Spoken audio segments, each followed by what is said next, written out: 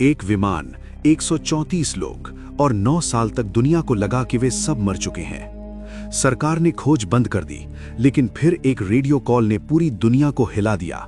मेडे, मेडे, हम जिंदा हैं। 27 दिसंबर 1948 की रात दुनिया का सबसे बड़ा यात्री विमान डगलस DC-3 मियामी से फ्लोरिडा के लिए उड़ान भर रहा था। विमान में 125 यात्री और 9 क्रू सदस्य, कुल 134 लोग सवार थे। उत्तरी अटलांटिक महासागर के ऊपर लगभग 8300 फीट की ऊंचाई पर विमान शांति से अपनी 180 मील प्रति घंटे की रफ्तार से आगे बढ़ रहा था। रात के 8:13 हुए थे। कॉकपिट में कैप्टन रॉबर्ट मिलर और उनके को पायलट सब कुछ सामान्य देख रहे थे, लेकिन अचानक San Juan air traffic control यानी ATC के साथ उनका संपर्क कमजोर पड़ने लगा। कैप्टन मिलर ने रिपोर्ट किया कि उन्हें एक मामूली तकनीकी समस्या का सामना करना पड़ रहा है। ये उनकी आखिरी आवाज थी। इसके ठीक 10 सेकंड के अंदर विमान ATC के रडार से हमेशा के लिए गायब हो गया। विमान की आखिरी लोकेशन बरमूडा ट्रायंगल के ठीक बीच में थी। उस रात जो हुआ वो किसी तकनीकी खराबी से कहीं ज्यादा भयानक था। विमान दुनिया की सबसे रहस्यमयी जगह बरमूडा ट्रायंगल के एक ऐसे बवंडर में फंस गया था जिसके बारे में किसी ने ना कभी सुना था ना कभी देखा था।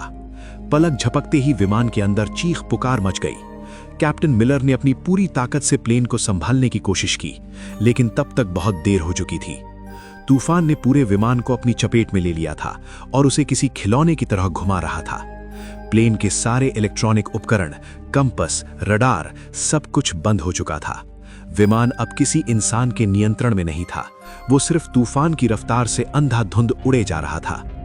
लगभग आधा घंटा उस जानलेवा बवंडर में जूझने के बाद जब विमान तूफान से बाहर निकला तो चारों तरफ सिर्फ अंतहीन समंदर था। प्लेन के इंजन अभी भी काम नहीं कर रहे थे और वो धीरे धीरे नीचे की ओर गिर रहा था। तभी को पायलट की नजर सामने एक द्वीप पर पड़ी। वो एक अनजान, अनछुआ द्वीप था। सबको पता था कि उनकी मौत बस कुछ ही पलों की दूरी पर है। विमान उस द्वीप पर मौजूद एक विशालकाय पुराने पेड़ से जा टकराया। पेड़ की सैकड़ों मोटी डालियों ने विमान को किसी जाल की तरह अपने अंदर फंसा लिया, और यही वो चमत्कार था जिसने 134 लोगों की जान बचा ली। विमान के पेड़ में फंस जाने से यात्रियों की जान तो बच गई, लेकिन ये एक दर्दनाक शुरुआत थी। विमान के अंदर से कराहने और रोने की आवाजें आ रही थीं। कैप्टन रॉबर्ट मिलर, जिनका सिर एक पैनल से टकराया गया था, होश में आते ही हरकत में आ गए। उन्होंने तुरंत लोगों को शांत कराया। विमान में सवार एक retired army doctor Evelyn read ने बिना समय गवाए घायलों की देखभाल शुरू कर दी। कुल 10 लोग गंभीर रूप से घायल थे। किसी का हाथ टूटा था, किसी का पैर, तो 2 लोगों के सिर पर गहरी चोटें आई थीं। बाकी सभी लोग सदमे में थे, लेकिन सुरक्षित थे। जब सब धीरे धीरे विमान से नीचे उतरे तो उन्होंने महसूस किया कि वे कहां आ फंसे हैं। ये एक ऐसा द्वीप था जो किसी नक्शे पर मौजूद नहीं था। चारों तरफ घना जंगल, अजीबोगरीब पेड़ पौधे और एक अनजानी खामोशी थी। सबसे पहली और सबसे बड़ी चुनौती थी पानी। हर कोई प्यासा था, लेकिन पूरे द्वीप पर दूर दूर तक किसी नदी, झरने या साफ पानी के स्रोत का कोई निशान नहीं था। उनकी एकमात्र उम्मीद अब सिर्फ बारिश का पानी थी। कैप्टन मिलर ने अपने अनुभव का इस्तेमाल करते हुए लोगों को समूहों में बांटा। एक समूह को विमान के मलबे से खाने पीने का सामान, दवाइयां और काम की चीजें निकालने का काम सौंपा गया। दूसरा समूह कैप्टन के साथ मिलकर रात गुजारने के लिए एक अस्थायी आश्रय बनाने में जुट गया। उन्होंने विमान की टूटी हुई सीटों, धातु की चादरों और बड़े बड़े पत्तों का इस्तेमाल करके एक काम चलाऊ छत तैयार की, जो उन्हें रात की ठंड और संभावित बारिश से बचा सके। उस पहली रात जब वे एक दूसरे से सटकर बैठे थे तो उनके दिलों में एक ही सवाल था, क्या कोई उन्हें ढूंढने आएगा? क्या वे कभी इस अनजान जगह से बाहर निकल पाएंगे? दूसरे दिन की सुबह एक नई और कहीं ज्यादा कठिन चुनौती लेकर आई। भोजन की कमी उनके सामने सबसे बड़ी समस्या बनकर खड़ी थी। विमान से जो थोड़ा बहुत खाना मिला था वो ज्यादा दिन चलने वाला नहीं था। उन्हें द्वीप पर ही भोजन खोजना था, लेकिन कौन सा फल जहरीला है और कौन सा खाने लायक, ये जानने का कोई तरीका नहीं था। ये अज्ञानता हर कदम पर मौत का खतरा बनकर खड़ी थी। इसी कोशिश में एक अधेड़ उम्र के व्यक्ति ने एक अनजान फल खा लिया और कुछ ही घंटों में उसकी तड़प तड़प कर मौत हो गई। ये द्वीप पर हुई पहली मौत थी जिसने सभी को अंदर तक हिलाकर रख दिया। पहली बार सबको ये एहसास हुआ कि वे सिर्फ फंसे नहीं हैं, बल्कि हर दिन मौत के बेहद करीब जी रहे हैं। डर, सदमा और अनिश्चितता पूरे समूह पर भारी पड़ने लगी। इस घटना के बाद लोगों में डर और सीमित भोजन को लेकर पहला संघर्ष शुरू हुआ, लेकिन कैप्टन मिलर और डॉक्टर एवलिन ने स्थिति को संभाला और लोगों को टूटने नहीं दिया। इसी बीच विमान में मौजूद इंजीनियर आर्थर वैस में टूटे हुए रेडियो को ठीक करने की कोशिश शुरू की। कई घंटों की कड़ी मशक्कत के बाद वो एक कमजोर सा सिग्नल भेजने में कामयाब रहा। उसने अपनी आखिरी लोकेशन और मदद का संदेश भेजा, लेकिन सामने से कोई जवाब नहीं आया। रेडियो की बैटरी खत्म हो चुकी थी और संपर्क का एकमात्र जरिया भी हमेशा के लिए टूट चुका था। दिन बीतते गए। जब 10 दिन बाद भी बचाव का कोई संकेत नहीं मिला, तो 4 लड़कों और एक लड़की का सब्र जवाब दे गया। एक रात जब सब गहरी नींद में थे, वे चुपके से विमान के मलबे से बनी एक छोटी सी नाव लेकर समुद्र में उतर गए। उन्हें लगा कि मरने से बेहतर है कोशिश करना। वे फिर कभी लौटकर नहीं आए। उनका क्या हुआ, वे कहां गए, ये एक रहस्य बनकर रह गया। उनके जाने के बाद बचे हुए लोगों को यह एहसास हो गया कि अब उन्हें लंबे समय तक इसी द्वीप पर रहना पड़ेगा। उम्मीद की जगह धीरे धीरे मजबूरी ने ले ली।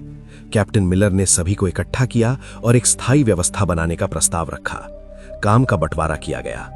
एक टीम रोज जंगल में जाकर भोजन और फल इकट्ठा करती, दूसरी टीम आश्रय को मजबूत बनाने और उसकी मरम्मत का काम संभालती।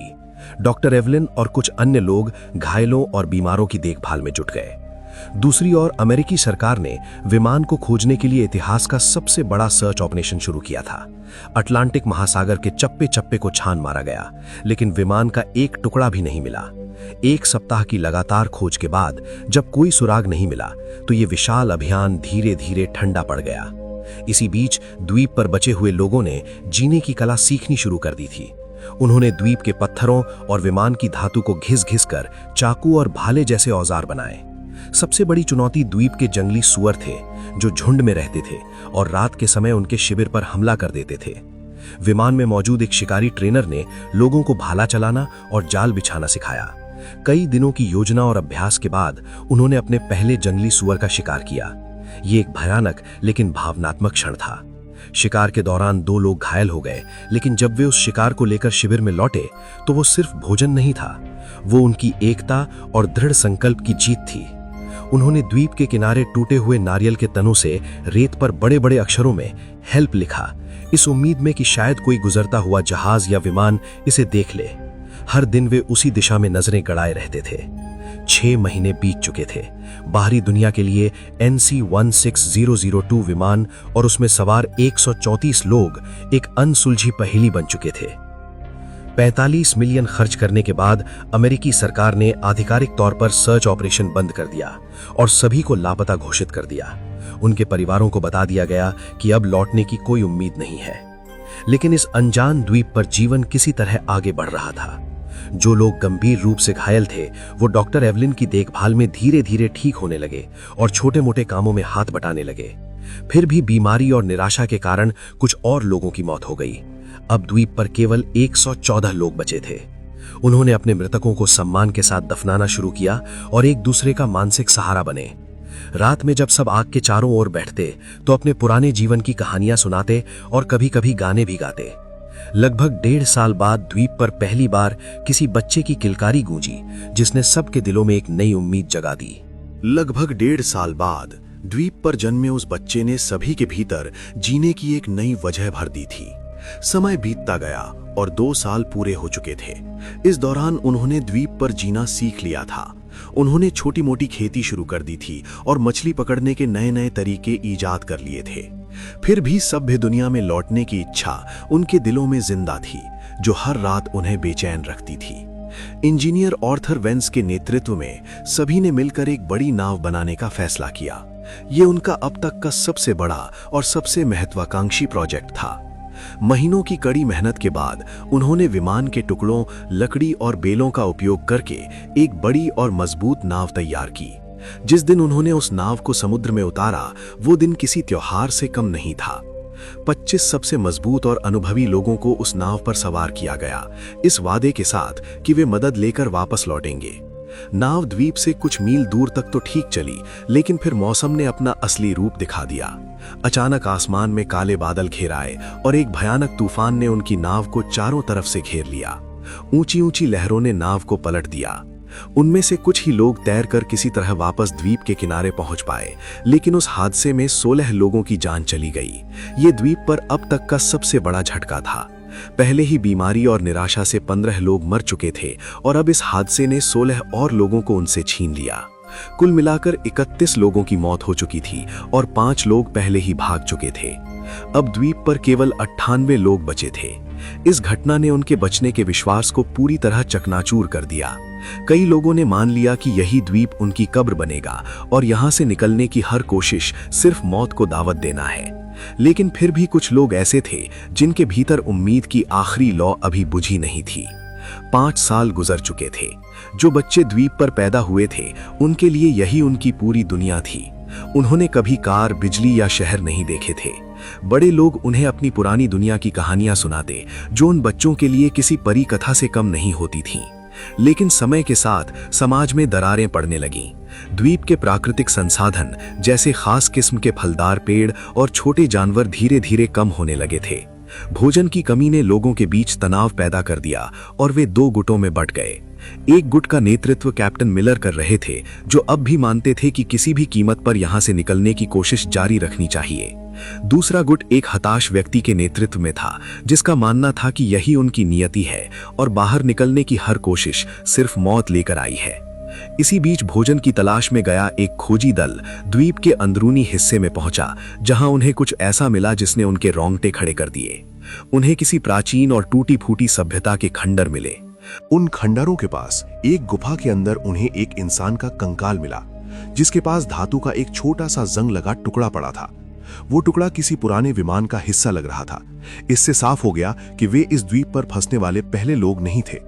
बरमूडा ट्रायंगल का रहस्य और भी गहरा हो गया। क्या इस द्वीप पर कोई श्राप था? क्या यहाँ आने वाला हर इंसान यहीं मर जाता है? इन सवालों ने उनके दिलों में डर और निराशा को और मजबूत कर दिया। 7 साल बीत चुके थे और इन 2 सालों में तनाव, बीमारी और भोजन की कमी के कारण 16 और लोगों की मौत हो गई थी। अब उनकी संख्या घटकर सिर्फ 82 रह गई थी। लोग जीने की उम्मीद लगभग छोड़ चुके थे और बस किसी तरह दिन काट रहे थे। तभी 8वें साल की एक दोपहर द्वीप पर एक भयानक चक्रवात आया। तेज हवाओं और मूसलाधार बारिश ने उनके बनाए आश्रयों और फसलों को पूरी तरह तबाह कर दिया। वे खुले आसमान के नीचे भीगते हुए कांप रहे थे और सोच रहे थे कि शायद अब अंत आ गया है। लेकिन कुछ ही हफ्तों बाद द्वीप एक जोरदार भूकंप से कांप उठा। जमीन ऐसे हिल रही थी जैसे फट जाएगी। पहाड़ टूटकर गिरने लगे और पेड़ जड़ से उखड़ गए। हर कोई अपनी जान बचाने के लिए इधर-उधर भाग रहा था। अनजाने में यही भूकंप उनके उद्धार का कारण बनने वाला था। भूकंप के कारण विमान का वो मलबा जो सालों से एक ही जगह पड़ा था, अपनी जगह से खिसक गया। उसके नीचे दबे कुछ तार और उपकरण बाहर आ गए। भूकंप के कुछ दिन बाद जब सब कुछ शांत हुआ तो इंजीनियर आर्थर वेन्स टूटे हुए मलबे का निरीक्षण कर रहा था। तभी उसकी नजर विमान के उस रेडियो पर पड़ी जो अब एक अलग कोण पर पड़ा था। उसी समय वैज्ञानिकों के अनुसार एक तीव्र सौर तूफान यानी सोलर फ्लेयर उठा, जिसने पृथ्वी के चुंबकीय क्षेत्र को प्रभावित किया। शायद इसी खगोलीय घटना या हिले हुए तारों के जुड़ जाने से एक चमत्कार हो गया। आर्थर ने जैसे ही रेडियो का एक स्विच दबाया, उसमें से हल्की सी खरखराहट की आवाज आई। उसके दिल की धड़कन तेज हो गई। उसने कांपते हाथों से बचे खुचे तार जोड़े और 9 साल में पहली बार रेडियो की हरी बत्ती जल उठी। उसने तुरंत माइक उठाया और कांपती आवाज में कहा, मेडे मेडे मेडे। ये फ्लाइट NC-16002 है। क्या कोई सुन रहा है? हम जिंदा हैं। मियामी के एयर ट्रैफिक कंट्रोल में बैठे ऑपरेटर को जब यह संदेश सुनाई दिया तो उसे अपने कानों पर यकीन नहीं हुआ। लेकिन जब आर्थर ने विमान का रजिस्ट्रेशन नंबर, कैप्टन का नाम और उड़ान की तारीख बताई तो पूरे कंट्रोल रूम में सन्नाटा छा गया। अमेरिकी सरकार ने तुरंत रेस्क्यू ऑपरेशन दोबारा शुरू कर दिया। द्वीप पर मौजूद लोग दिन रात आग जलाकर धुआं करते रहे। पूरे 9 साल बीत चुके थे। एक सुबह जब बचे हुए 82 लोग जागे तो दूर क्षितिज पर एक छोटा सा धब्बा दिखाई दिया। वो धब्बा धीरे धीरे बड़ा होता गया और आखिरकार वो एक अमेरिकी नौसेना का जहाज निकला। उस जहाज को देखते ही 9 साल का दर्द, पीड़ा और इंतजार आंसुओं के सैलाब में बह निकला। लोग रो रहे थे, हंस रहे थे और एक दूसरे को गले लगा रहे थे। जब बचाव दल द्वीप पर उतरा तो वे उस दृश्य को देखकर सन्न रह गए। जिन्हें दुनिया 9 साल पहले मरा हुआ मान चुकी थी, वे आज उनके सामने खड़े थे। उनकी वापसी की कहानी ने पूरी दुनिया को हिला दिया। एक साल बाद 1958 में लेखक जेम्स बाल्डविन ने इन बचे हुए लोगों के अनुभवों पर आधारित किताब लिखी जिसका नाम था lost in the echo of 9 years, survival of flight NC-16002। ये किताब अमेरिका की सबसे ज्यादा बिकने वाली किताबों में से एक बनी और ये साबित कर गई कि उम्मीद की एक छोटी सी किरण भी सबसे घने अंधेरे को चीर सकती है।